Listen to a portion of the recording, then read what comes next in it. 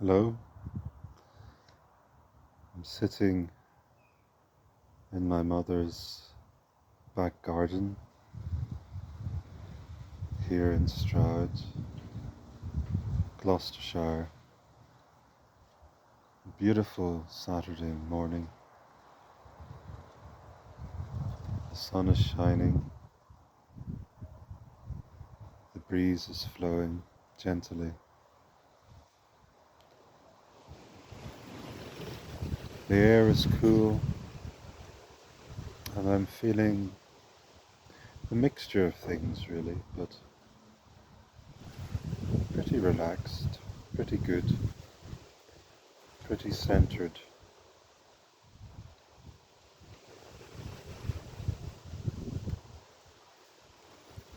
And with a deep desire to communicate from a deeper level than what is going around as reality, as what is normal. I would like to together enter a deeper reality that is obscured by our restless minds, troubled emotions, and perhaps physical, energetic pains and tensions,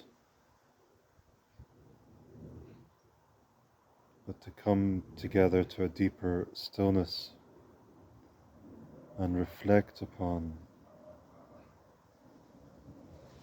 what is essential.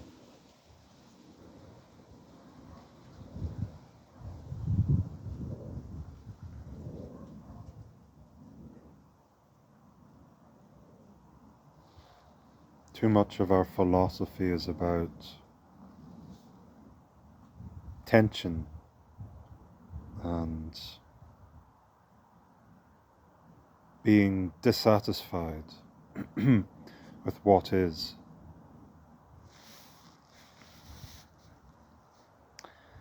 not accepting the present moment,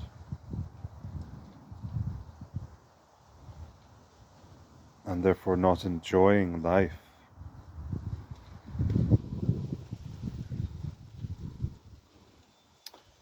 Imposing upon ourselves and others and life itself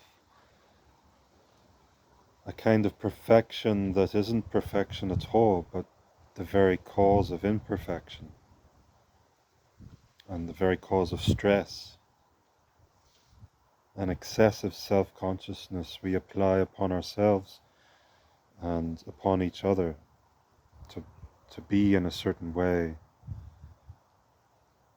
And there's a war going on in the world, in the worlds.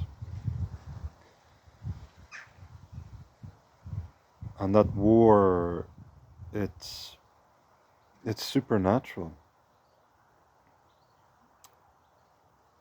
but it plays itself out through human hands.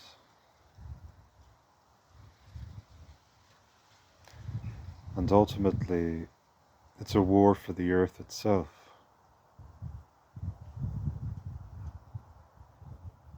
For the minds, for the hearts, for the souls. A war of dominion. And peace, real peace, is a great threat to those dark forces that wish to govern and oppress. So by coming together in sacred stillness, by allowing ourselves to be in a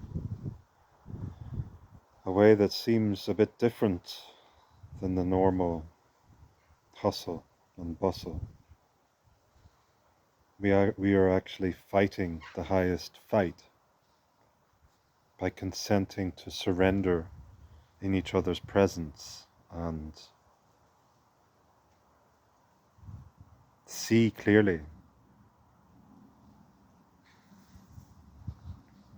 that what we are and what life is not in our hands really to control as separate individuals, and in fact what we really are is not anything that is separate.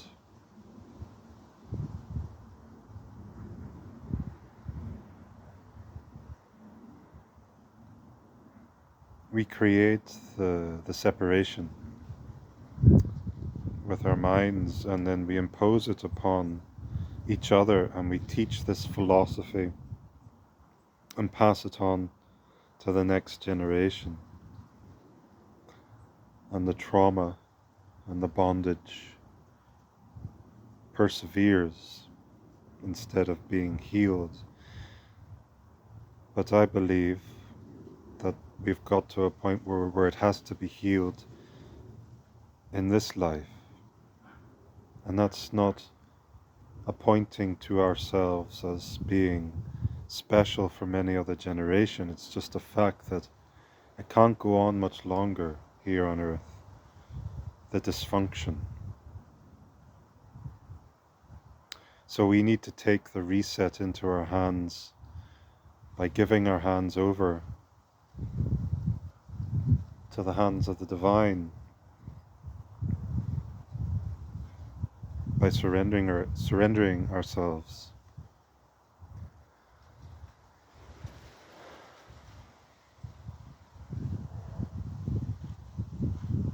And allowing the miracle of transformation to occur within us. Men must change before kingdoms change.